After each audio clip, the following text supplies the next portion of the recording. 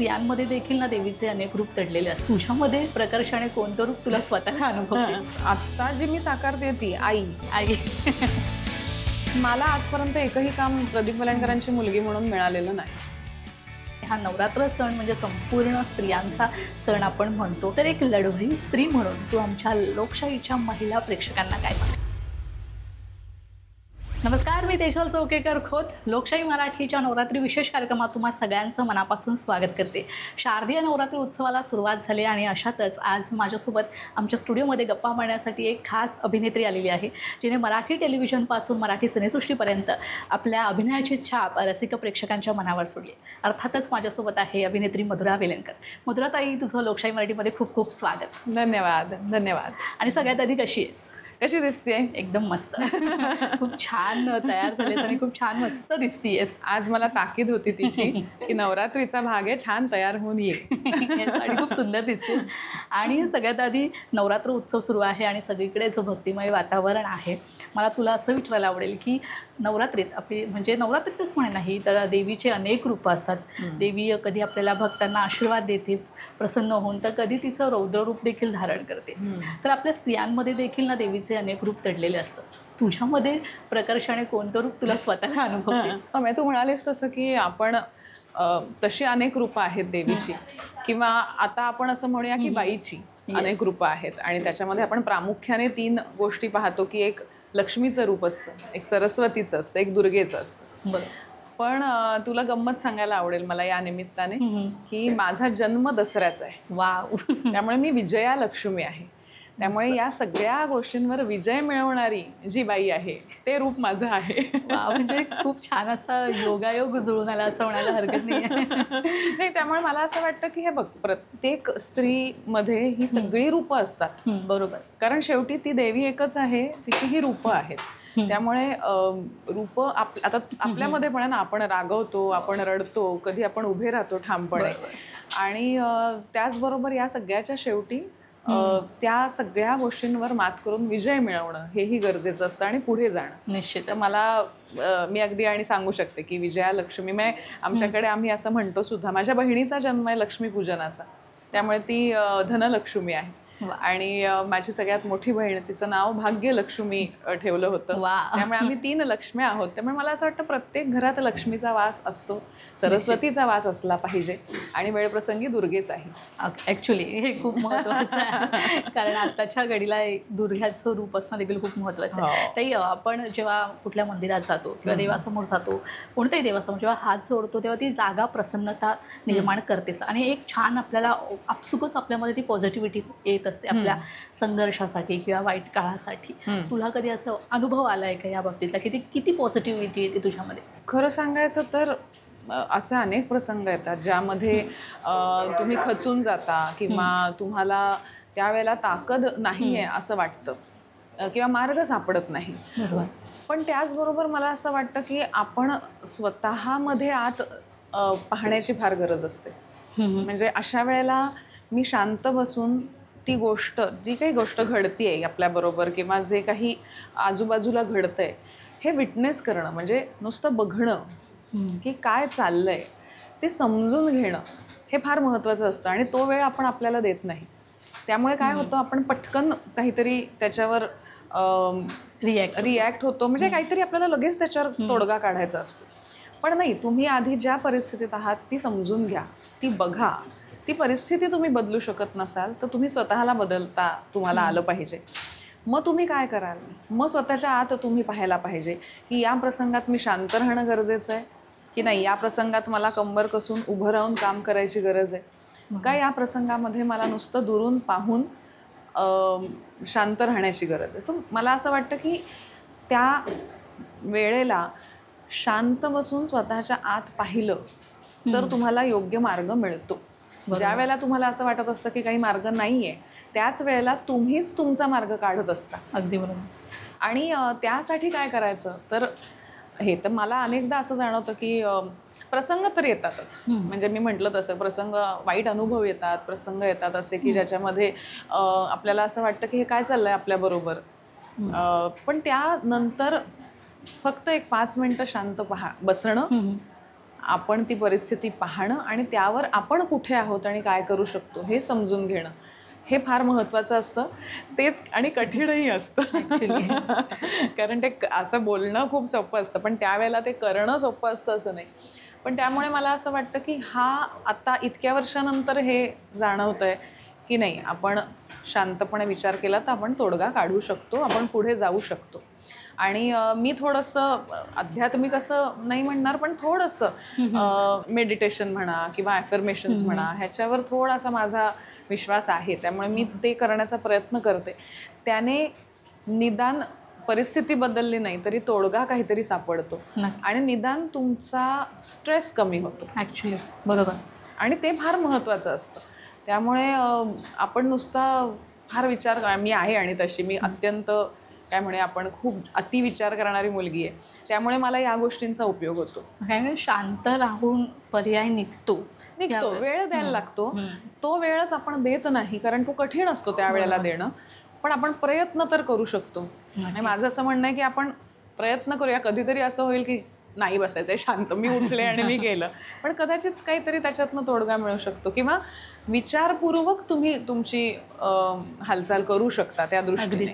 अगदीच म्हणजे तडकाफडके निर्णय घेणं कधीतरी खरंच कधी योग्य ठरत नाही त्या सिच्युएशनला, असं म्हणायला हरकत नाही. किंवा कधी कधी योग्य असतं, पण त्यासाठीही तुम्हाला 2 क्षण स्वतःला द्यावे लागतात की आत्ताची परिस्थिती काय आहे आणि ह्यात मी काय वागलं पाहिजे. नक्कीच. कधी कधी मगाशी म्हटलं तसं दुर्गेचं रूप धारण करायलाच लागतं, तलवार काढावीच लागते. नक्कीच. पण त्यासाठी सुद्धा आधी एक क्षण विचार करावा लागतो. तो क्षण फार महत्त्वाचा असतो आणि तो आपण स्वतःला दिला पाहिजे. ताई, आत्ताच तू म्हणालीस तसंच आपल्या सगळ्यात आधी आपल्या आयुष्यातली पहिली देवी असते ती म्हणजे आपली आई. आणि आपल्या आईची शिकवण आपल्यासोबत कायम असते. तुला तुझी अशी कोणती आठवण आहे आईबाबाची जी आत्ता तू शेअर करू शकतेस, ती शिकवण तू आजतागायत जपून ठेवलेस आणि कायम त्याच पावलावर पाऊल ठेवून तू पुढे जातेस? मी माझ्या आईच्या बाबतीत नक्कीच म्हणेन की माझी आई माझ्यासाठी म्हणजे प्रेमळ आई असते. आई प्रेमळच असते, म्हणजे आई इज काय म्हणे आपण इक्वल टू प्रेमळ, त्यामुळे त्याच्यामध्ये काही हे नाही. पण माझी आई शिक्षिका आणि मला शिकवायलाही होती शाळेत, त्यामुळे ती माझ्यासाठी सरस्वतीचंही रूप होती. आणि आम्ही तिघी मुली तशा आम्ही मस्ती करायचो शहाण्या असलो तरी, त्यामुळे कधी कधी आईचं दुर्गेचंही रूप पाहिलेलं आहे. पण मी असं म्हणेन की सरीवर सरी नावाचा माझा एक चित्रपट होता. त्याच्यामध्ये त्यावेळेला म्हणजे आता हे ऐकून लोकांना पटणार नाही, पण त्यावेळेला खूप बोल्ड भूमिका होती आणि कपडेही मी तसे घातले होते. तेव्हा आजूबाजूला आपल्या मराठीमध्ये तसे कपडे घातले नाही जायचे नव्हतं, त्यामुळे ते थोडंसं बोल्ड पाऊल होतं. पण मी काम करताना आईबाबांनी कधीच मला काहीच म्हटलं नाही, मी विचारलंही नाही की तू काय घालतेस का काय. सिनेमा आल्यानंतर त्यांना आवडला, त्यात मी कमी कपडे घातले होते तरीही त्यांचं काही की सिनेमासाठी तू काहीतरी, आणि तू काम छान केलंस, तू ती व्यक्तिरेखा छान केलीस. पण त्यानंतर मला एका अवॉर्ड फंक्शनला नॉमिनेशन होतं, तेव्हा मी असं खूप काय म्हणतो आपण जवळजवळ स्ट्रॅपलेस आणि असा ब्लाऊज वगैरे आणि अशी खूप मॉडर्न त्यावेळेला तयार झाले होते. तर तेव्हा आईने मला सांगितलं होतं की तू भूमिका करत असताना तू त्या भूमिकेसाठी काय करायचं काय नाही ते झोकून देऊन काम करणं हे मी मान्य करते, पण मधुरा वेलणकर म्हणून तू कसं असावंस हे तू ठरवायचंयस, याचा विचार करून ते तू ठरव आणि ते तू म्हणजे तुला पटेल ते, पण ते तू पुढे कंटिन्यू कर. तर मला त्यावेळेला असं पहिलं पटकन एकदम जमिनीवर मी आले की आपल्याला असं वाटतं की आपण काही करू शकतो, तर अभिनेत्री म्हणून आपण काही करू शकलो पाहिजे. पण खरंच आहे की मधुरा वेलणकर म्हणून मला काय जगायचं आहे. बरोबर, म्हणजे कितीही भूमिका आपण केल्या त्यांची कुठेतरी आपल्यावर वेगवेगळ्या पद्धतीने परिणाम आपल्यावर होत असतात त्या भूमिकांचे, पण तरीसुद्धा मी मधुरा म्हणून मला कसं जगायला आवडेल हे माझं मी ठरवलं पाहिजे आणि ते मी साध्य केलं पाहिजे. तर ही शिकवण मला फार महत्त्वाची वाटते आईची. बाबांच्या बाबतीत मी असं म्हणेन की माझी अभिनयाची शैली थोडी बाबांसारखी आहे, त्यामुळे बाबांकडनं मी अभिनयाच्या बाबतीत काही गोष्टी शिकलेच, पण त्यांच्याबरोबर काम केल्यामुळे त्यांचा जो इंडस्ट्रीतला वावर आहे तो मी त्यांच्याकडनं पाहिला की इतका मोठा नट असूनही, इतकी वर्ष काम करूनही ते इतके साधे सोपे आहेत. आजही कुठलाही सहकलाकार त्यांना मित्र मानतो, म्हणजे खूप मोठे कलाकार आहेत असं ते फिलिंगच देत नाही. आणि त्याचबरोबर या वयातही अजूनही मेहनत करून कष्टाने हे कसं करू, हे मी वेगळं केलं तर कसं होईल.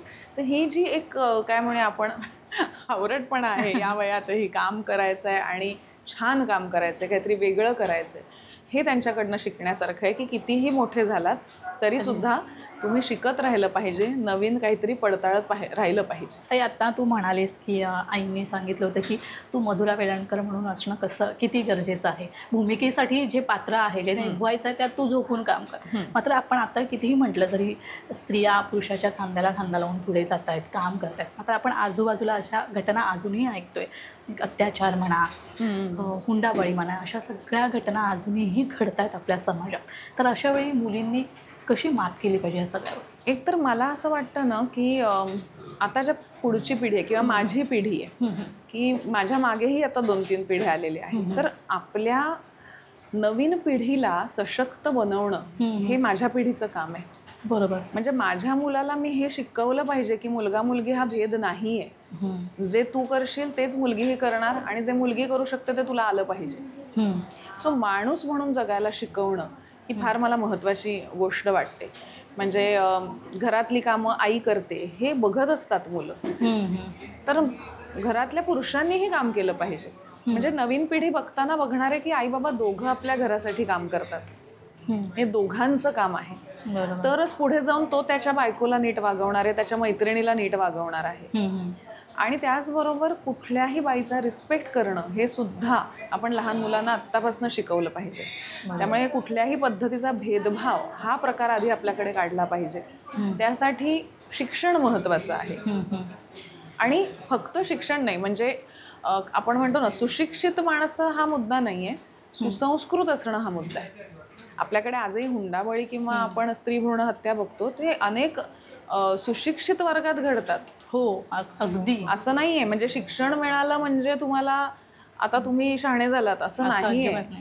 तुम्हाला जर माणूस म्हणून मोठं व्हायचं असेल तर तुम्हाला माणुसकी शिकली पाहिजे. बरोबर. आणि म्हणून माणसांनी माणसाला महत्त्व दिलं पाहिजे.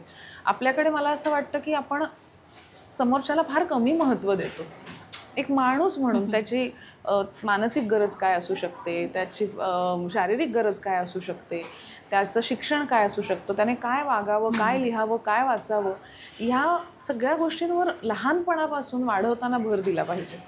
तर जो माणूस तयार होणार आहे तो जर सुसंस्कृत असेल तर या घटना कमी घडतील मुळात. नक्कीच. आता आपल्याकडे काय म्हणूया लहानपणापासून लोकांनी असं पाहिलं आहे, कंडिशनिंगच असं आहे, घराघरांमध्ये अजूनही असं आहे की घरातली बाई सगळं करू शकते. म्हणजे आज ती बाहेर जरी गेली तरी ती घरी येऊन स्वयंपाक करतेच, किंवा वेळ पडली तर फार कमी अशी घरं आहेत की जिथे खरंच त्या अर्थाने दोघं समान आहेत ॲक्च्युली. त्यामुळे हरकत नाही, त्या बदलाव व्हायला वेळ लागेल आणि तो वेळ दिलाही पाहिजे, पण सुरुवात तर करायला हवी.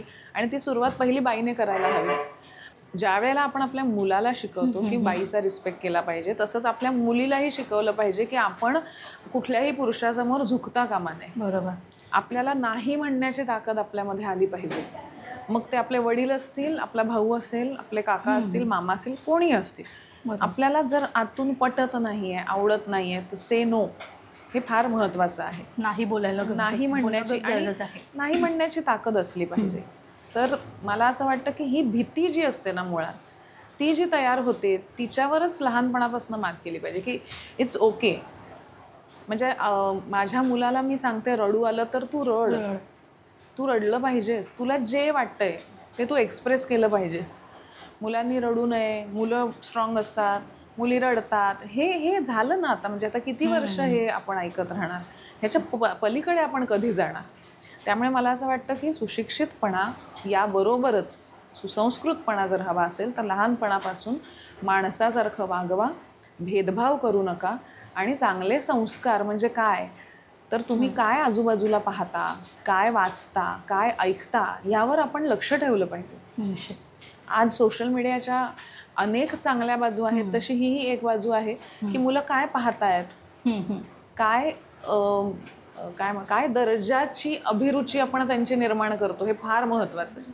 कुठल्या पद्धतीची नाटकं पाहतात, कुठल्या पद्धतीचे सिनेमे पाहतात, कुठली पुस्तकं वाचतात, यावरनं माणूस घडत असतो. आणि त्या सवयी लहानपणापासून लावून निदान पुढच्या पिढीपर्यंत पासून तरी आपण हा प्रयत्न सुरू करूया. जे झालंय ते झालंय, जे झालंय त्याच्यावर खूप बोलण्यापेक्षा काय करू शकतो यावर बोलणं फार महत्त्वाचं आहे आणि यावर काहीतरी कृती करणं महत्त्वाचं आहे. निश्चितच. ताई, तू आत्ता एक महत्त्वाचा मुद्दा आणि खूप छान बोललीस की नाही म्हणायला शिकलं पाहिजे. पण ज्यावेळेस आपण जेव्हा कलाकार मंडळी एका सिनेमासाठी किंवा एका भूमिकेसाठी कुठल्या दिग्दर्शकाला म्हणा किंवा कोणाला नाही म्हणतो, म्हणजे आपण स्वतःच त्या भूमिकेसाठी तयार नसतो, त्यामुळे आपण नाही म्हणतो. त्यामुळे समोरचा व्यक्ती ना आपल्याला तो शिक्का मारून मोकळा होतो की ही व्यक्ती नाही म्हणते. त्यावेळेस तिने काय केलं पाहिजे? नाही, मनाला पटत नाहीये तर नाही करायचं. इथे कुठलाही दिग्दर्शक तुमचं आयुष्य घडवायला आलेला नसतो ना तुमचं आयुष्य काही त्याची वाट लावायला आलेलं असतं. तुम्ही तुमच्या आयुष्याचे कर्ते असता. बरोबर. आणि त्यामुळे काय होईल, फार फार तर नाही मिळणार 2 सिनेमात काम करायला, त्या दिग्दर्शकाबरोबर काम करणार नाही, पण तुम्हाला असा कोणीतरी माणूस मिळेल ज्याच्याबरोबर काम करण्याचा आनंद मिळेल. माझ्याही बाबतीत होतं. म्हणजे माझे आई बाबा या क्षेत्रात आहेत, माझे सासरे या क्षेत्रात आहेत, म्हणून मी खूप सुरक्षित आहे का, तर असं काही नसतं. त्यामुळे माणूस हा तुम्हाला, कुठलाही माणूस काहीही अनुभव मिळू शकतो. तुम्ही ठरवायचं आहे तुम्हाला काय करायचं. बरोबर. मी आता ठरवलं की नाही, मी या गोष्टी नाही करणार, मग त्यामुळे मला हे 2 चित्रपट नाही मिळणार, मी कदाचित त्या पदावर नाही जाणार, पण तरी मला चालणार आहे. तसंच कोणीतरी ठरवू शकतं की नाही, म्हणजे वाटेल ते झालं तरी मी हे करणार, मला या पदावर पोहोचायचं आहे, तो त्याचा निर्णय आहे.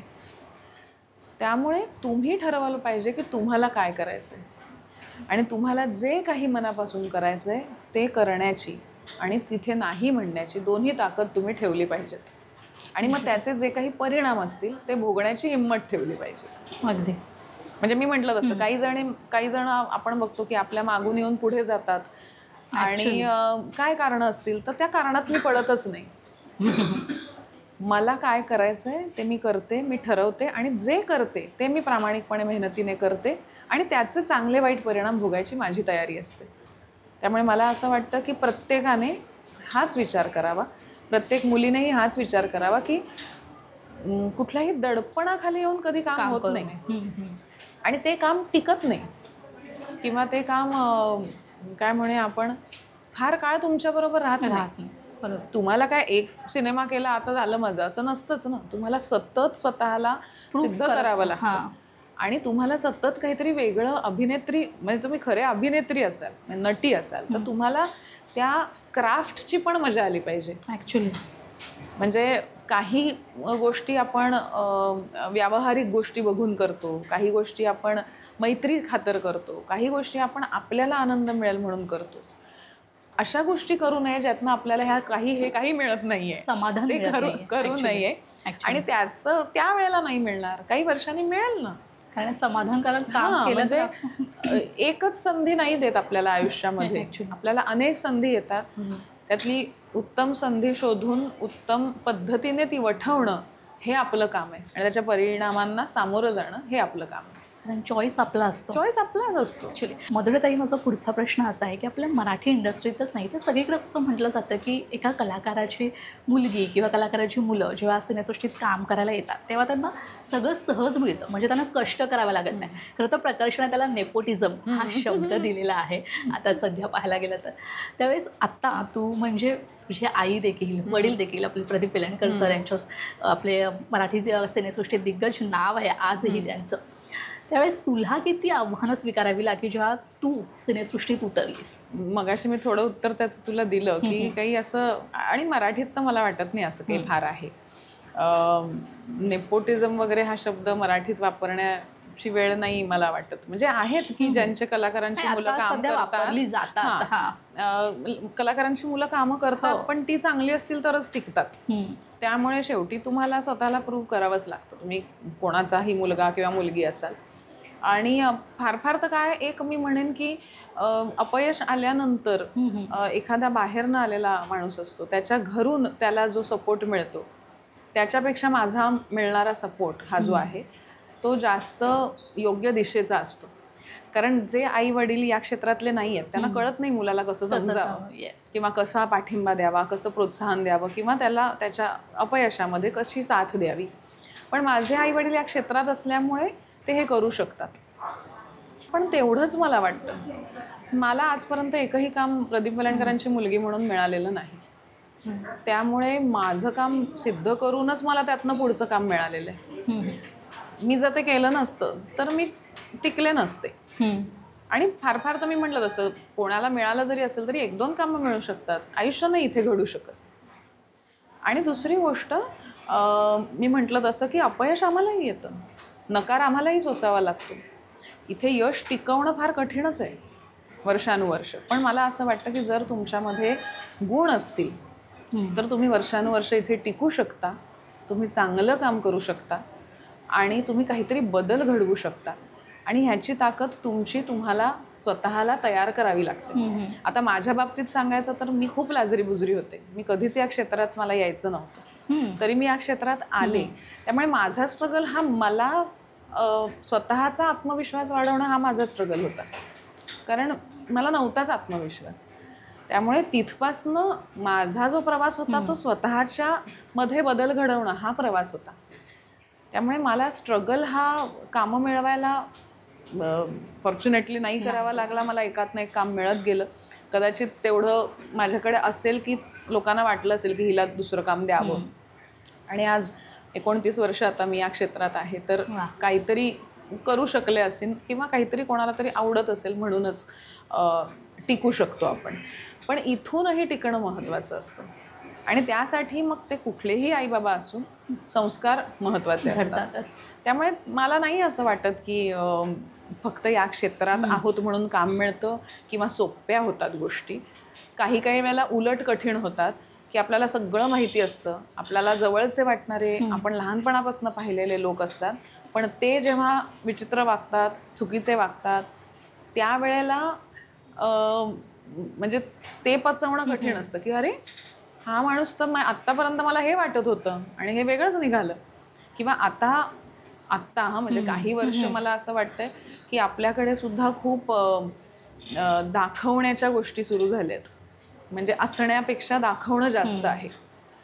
म्हणजे दाखवायलाही लागतंच आणि पाहिजेच. म्हणजे मार्केटिंग इज इम्पॉर्टंट, तुमचं पॅकेजिंग इज इम्पॉर्टंट नक्कीच, पण खूप आता दाखवण्याचा काय म्हणे आपण पर्सेंटेज वाढलेले आहेत. हां. त्यामुळे जी आपलेच मित्रमैत्रिणी आता खूप वेगळे वागतात असंही मला वाटतं. की पूर्वी शूटिंगच्या वेळेला गप्पा मारायचो, पत्ते खेळायचो, शब्दकोडी सोडवायचो, कोणी काय वाचलं पाहिलं यावर चर्चा करायचो. आता ते कमी होतं. आता सगळे आपल्या फोनमध्ये असतात. आपण कसे दिसतोय, आपलं काम कसं होतंय ह्याच्यात महत्त्व असतं. पण एक आपण सगळे मिळून काय करतोय हे कमी जाणवतं. मी असं नाही म्हणत की जाणवत नाही, पण हे कमी झालंय. त्यामुळे मला असं वाटतं की दाखवण्याचा मुळातच आपल्या आत्ता समाजाचाच बघायला गेलं तर दाखवण्याचा स्वभाव हा जास्त आहे करण्यापेक्षा. खरं तर ही जी तू खंत व्यक्त केलीस की आधी आम्ही चित्रपटाच्या शूटिंगमधून वेळ मिळताना पत्ते खेळायचो वगैरे, ही गोष्ट तूच नाही सदाई, अनेक कलाकार येऊन गेले त्या सगळ्यांनी ही खंत व्यक्त केली. ज्यांनी तो काळ पाहिलेला आहे.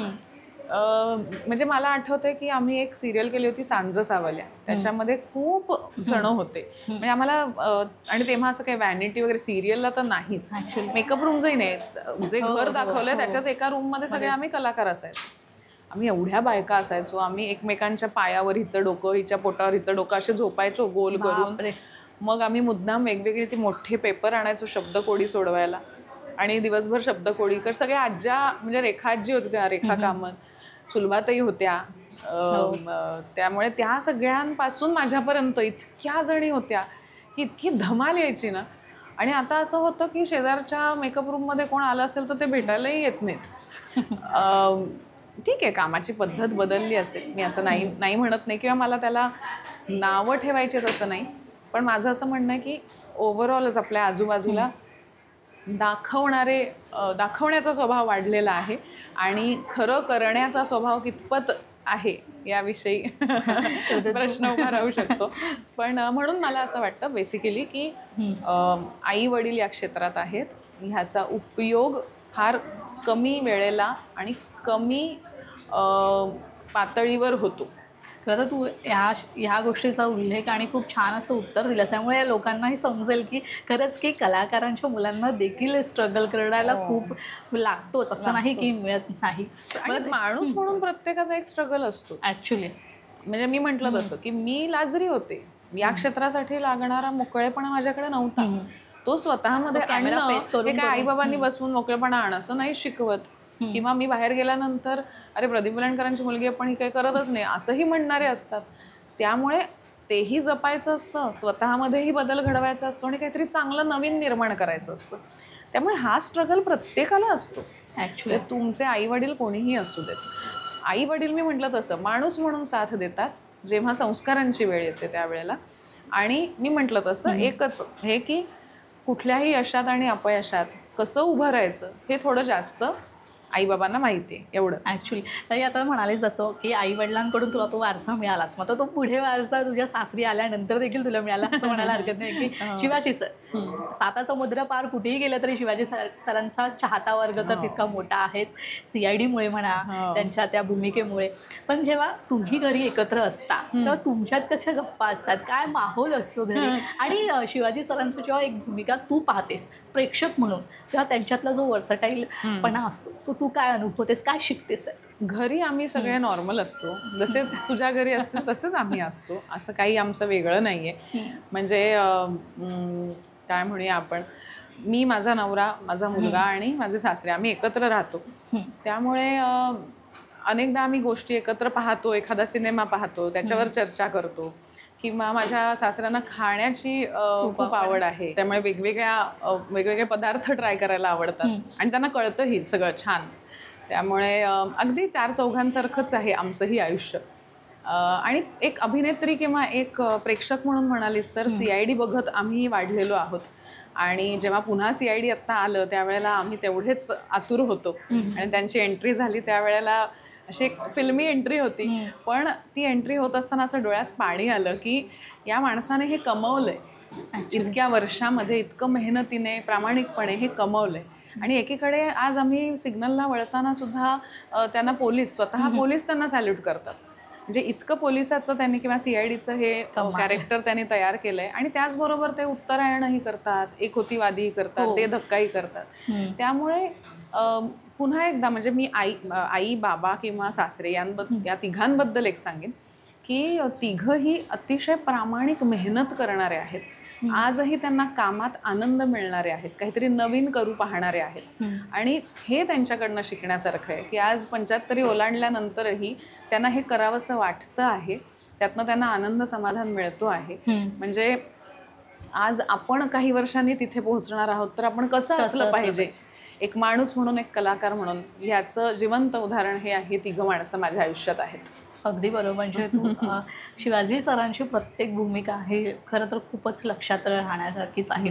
ताई मला पुढे असं विचारायचं की सोशल मीडियाच्या या दुनियेत असं म्हणायला हरकत नाही आहे की जे क्लासिक मराठी सिनेमे आहेत ना त्यांचे मीम्स, कमेंट्स खूप असे व्हायरल होत असतात. त्यातलाच एक सिनेमा म्हणजे खबरदार.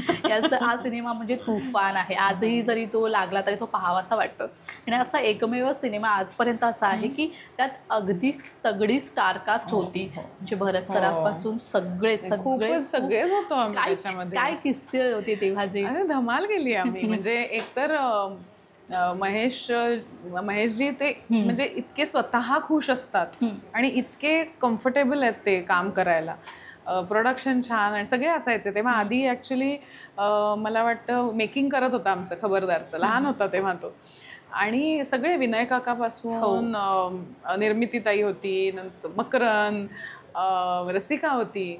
त्यामुळे आम्ही अनेकदा असं सगळे खुर्च्या टाकून बसून धमाल करायचो. म्हणजे एक तर सिनेमाही धमाल होता आणि खरं तर त्याचा अंडरकरंट खूप महत्त्वाचा होता, तो विषय खूप महत्त्वाचा होता आणि खूप छान पद्धतीने. म्हणजे आजही खबरदारचे फॅन्स भेटतात, खूप जण मला पिऊ म्हणून हाक मारतात अजूनही. त्यामुळे छान चित्रपट, छान मजा आली होती. आणि तो असा कसा झाला आम्हाला कळलंच नाही, कारण महेशजींची प्रोडक्शन्स अशीच असतात की ते त्यांच्याबरोबर मी अजूनही एक सिनेमा केला होता ज्यात माझा नवरा होता माझ्याबरोबर. लक्षा काकाचा शेवटचा चित्रपट होता तो सिरियस होता.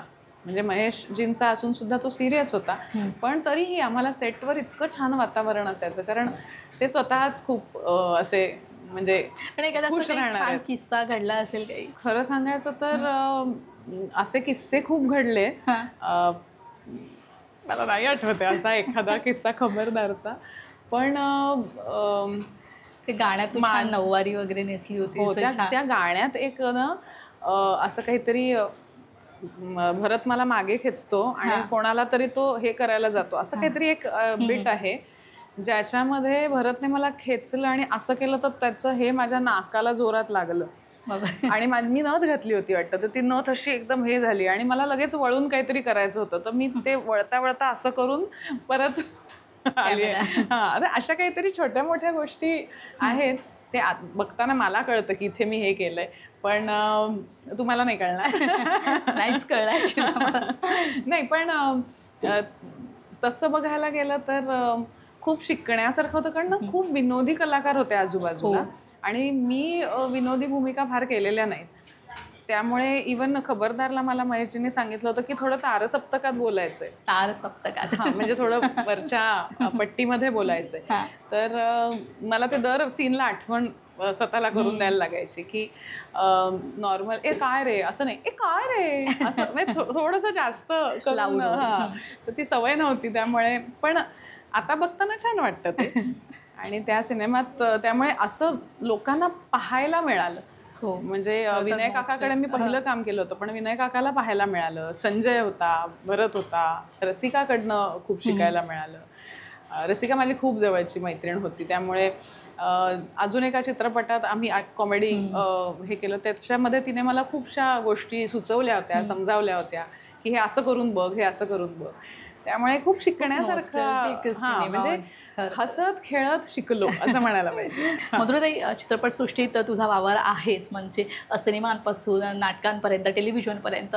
मिस्टर आणि मिसेसमध्ये चिन्मय मांडलेकर सोबत काम केलं, सुबोध भावेन सरांसोबत काम केलं, तेव्हा रंगभूमीवरचा माहोल कसा असायचा एकंदरीत? छानच होता. असं काय म्हणजे मी एकतर आई बाबा नाटकातले असल्यामुळे मी माझ्या लहानपणापासून नाटकं पाहतेय.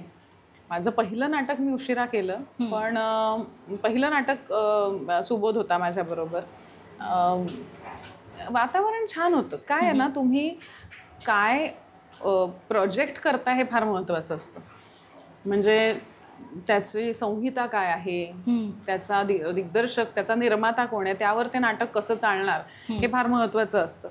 आणि तुम्ही म्हणजे मी लग्नबंबाळ किंवा मिस्टर अँड मिसेस हे त्यावेळेला थोडे वेगळ्या धाटणीची नाटकं होती, किंवा त्यानंतर मी हा शेखर खोसला कोण आहे केलं, ते तर कम्प्लिटली वेगळं नाटक होतं. गुमनाम हे कोई केलं, तर खूप ती नाटकंसुद्धा मी वेगळ्या पद्धतीची केली. आणि त्यामुळे त्याला येणारा प्रेक्षक किंवा त्याचे जे निर्माते होते, दिग्दर्शक होते, त्या पद्धतीने ते प्रेझेंट केलं गेलं आणि त्यामुळे ती सगळी नाटकं छान चालली, छान लोकांपर्यंत पोहोचली. त्याचा पुरस्कार मिळून सुद्धा त्याचं काय म्हणे आपण पूर्णत्वाला आलं असं म्हणायला हरकत नाही. प्रेक्षक पसंती, परीक्षक पसंती सगळी मिळाली. पण मुळात नाटक करायलाच, नाटक जेव्हा बसतं ना, म्हणजे ती प्रोसेस असते ना, ती फार तुम्हाला शिकवणारी असते आणि मजा येते. तुम्ही स्वतःलाच कधी कधी सरप्राईज करता, तुम्हालाच माहीत नसतं तुम्ही हे करू शकता. ते करून बघण्याचा वेळ असतो, ते करून बघण्यासाठी तुम्हाला चांगलं मार्गदर्शन मिळतं. आणि कधी कधी असंही होतं की हे केल्यानंतर हे नाही चांगलं वाटत आहे, नको आपण हे पारंपरिक पद्धतीनेच करूया, असंही होऊ शकतं. पण मला स्वतःला खूप आवडतं स्टेजवर काम करायला. मला असं वाटतं की माझा वावर खूप सरळ, साधा, सोपा आणि सहज आहे स्टेजवरचा, आणि त्यामुळे वेगवेगळ्या भूमिका करायला मला आवडतं. पण नाटक ते म्हणून म्हटलं की ते प्रोजेक्ट म्हणून काय हे बघायला पाहिजे. मुळात त्याची संहिता चांगली आहे की नाही, आणि मग ते कसं लोकांपर्यंत पोहोचणार आहे हे सुद्धा पाहणं आता महत्त्वाचं झालेलं आहे. मधुराताई, आज आपण पाहतोय अनेक मराठी चित्रपट प्रेक्षकांच्या भेटीला येते, बॅक टू बॅक सिनेमा आपल्याला पाहायला मिळतात. तू आता शेवटचा सिनेमा कोणता पाहिलास आणि तुला आवडला? पाहिला मला आता थांबायचं किती बदल झाला पाहिजे असं तुला वाटते सिनेसृष्टीमध्ये, की आत्ताच्या काळात चित्रपट म्हणजे यूथच्या दृष्टीने चित्रपट बनत आहेत, जसे आधी चित्रपट होते कौटुंबिक, तसे आता यूथच्या जे सोशल मीडिया म्हणा अशा कंटेंट वाईज सिनेमा येत आहेत.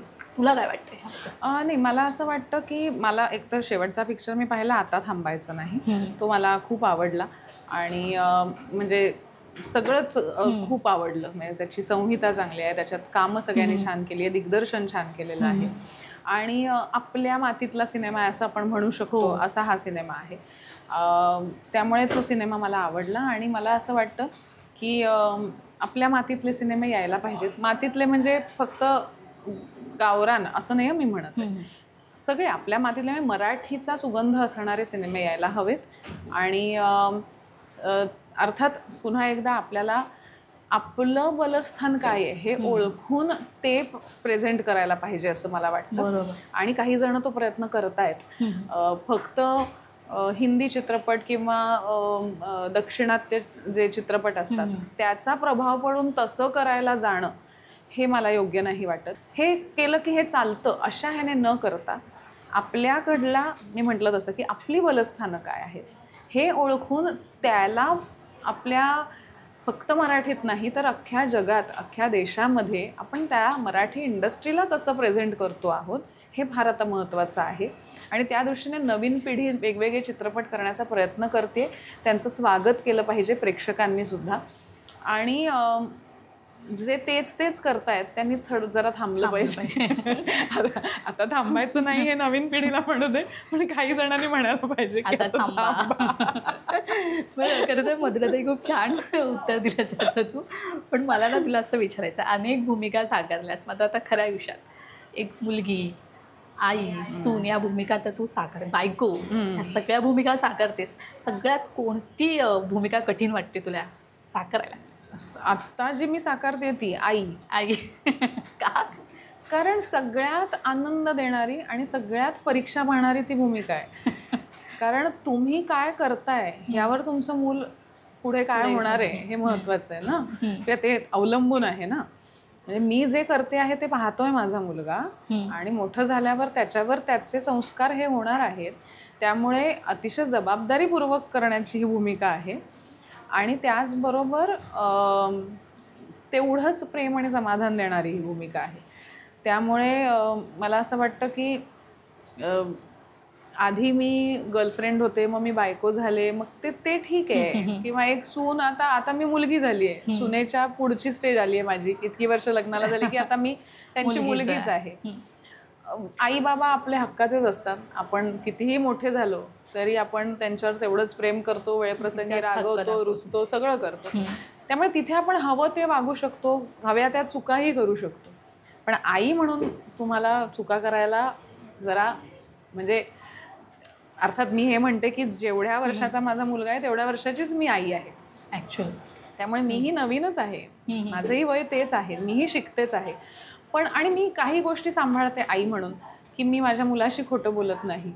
किंवा मला जेव्हा कधी वाईट वाटलं, मी कधी रडले तर त्याच्यासमोर रडायचं नाही, त्याच्यासमोर भांडायचं नाही, त्याच्यासमोर हे असं काही नाही. मी माणूस म्हणून जे होतं ते सगळं त्याला कळलं पाहिजे. ओके, आई बाबा कदाचित एखाद्या विषयावरनं भांडण होऊ शकतं, वाद होऊ शकतो. आज आईला रडू आलं तर आई रडू शकते, तसं मीही रडू शकतो हे कळलं पाहिजे. किंवा मला आज बाहेर जायचं आहे माझ्या मैत्रिणींबरोबर तर मी कामाला जाते असं सांगून जात नाही. मी सांगते मी मैत्रिणींबरोबर मजा करायला चालली आहे. जसं तू मित्रांबरोबर जातोस, मी येत नाही, तसं माझ्याही मैत्रिणी आहेत, माझेही मित्र आहेत ज्यांच्याबरोबर मला जायचं आहे, तू यायचं नाहीस आणि ती माझी स्पेस आहे. हे लहानपणापासून खरं सांगणं आणि एक्सप्रेस करायला शिकवणं आणि नॉर्मल आयुष्य काय असतं हे त्याने पाहणं हे फार महत्त्वाचं आहे. आणि म्हणून मला वाटतं की मी या गोष्टी सांभाळते. मी एक पेरेंटिंगचा कोर्सही केला की ज्यामुळे आपण जास्त आपल्या मुलाला समजून काय अजून देऊ शकतो किंवा जे देतो आपण नैसर्गिक पद्धतीनेच आपल्या मुलांना देत असतो गोष्टी, पण त्या कशा पद्धतीने देऊ शकतो ज्याचा परिणाम चांगला होईल. किंवा काही गोष्टी आपण काय टाळू शकतो की ज्याने काही परिणाम आपल्याला वाचवता येतील. तर मला असं वाटतं ही भूमिका सगळ्यात कठीण आणि सगळ्यात समाधान देणारी असते. आणि ती सध्या मी निभावते. खरं तर सगळ्या पालकांसाठी मोलाचा सल्ला दिला असतो आता, कारण की आपण प्रत्येक गोष्ट जी करतो ती आपल्या मुलांना सांगणं खरंच खूप गरजेचं हो आहे. हो, अगदी. म्हणजे मला असं वाटतं लपवून नाही ठेवायचं, कशा पद्धतीने सांगायचं हे तुम्हाला कळलं पाहिजे. ताई, अगदी शेवटचा प्रश्न. नवरात्री उत्सव सुरू आहे आणि हा नवरात्र सण म्हणजे संपूर्ण स्त्रियांचा सण आपण म्हणतो.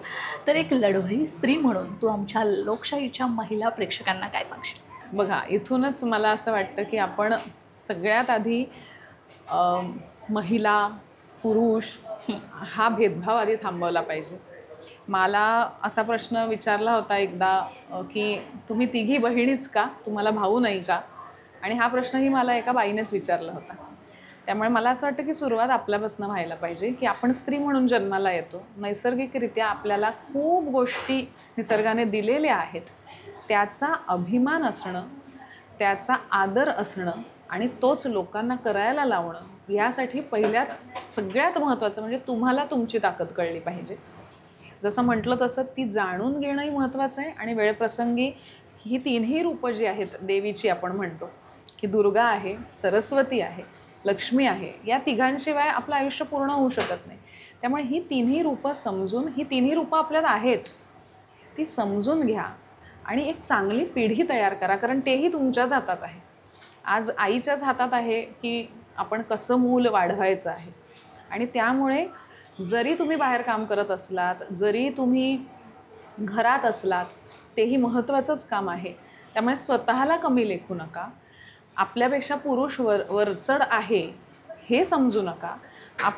शारीरिकदृष्ट्या वगैरे ठीक आहे, पण मुळात आपण आजही बघतो की मानसिकदृष्ट्या खरं तर बाई जास्त कणखर आहे असं म्हटलं जातं. तर पुरुष आणि बाई ह्यांना आपापलं निसर्गाने जे दिलंय त्याचा आदर करून ते राखणं, ते वाढवणं हे आपल्या हातात असतं आणि आपल्या नव्या पिढीपर्यंत पोहोचवणं असतं. त्यामुळे जर तुम्ही आदर केलात तर समोरचाही तुमचा आदर करेल. पण जर तुम्हीच स्वतःला कमी लेखलत तर समोरचाही तुम्हाला कमीच लेखणार आहे. त्यामुळे आरशात बघताना हा विचार करा की तुम्हाला काय म्हणून जगायला आवडेल. आणि हे जेव्हा तुम्ही ठरवाल तेव्हा तुम्ही समाजाला तुमच्याकडे त्या दृष्टीने बघायला शिकवाल असं मला वाटतं. आणि त्यामुळे या नवरात्रीच्या निमित्ताने तुम्हाला सगळ्यांना शुभेच्छा देत असताना मला एकच सांगायचं आहे की आपली ताकद ओळखा, आपली गरज ओळखा, आपली ओळख तयार करा आणि समाजालाही ते सगळं करण्यास भाग पाडा.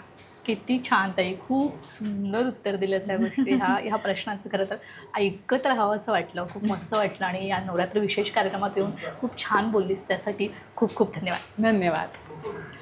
तर नवरात्र विशेष या कार्यक्रमात वेळ झाली इथेच थांबायची, मात्र तुम्ही कुठेही जाऊ नका, पाहत रहा लोकशाही मराठी.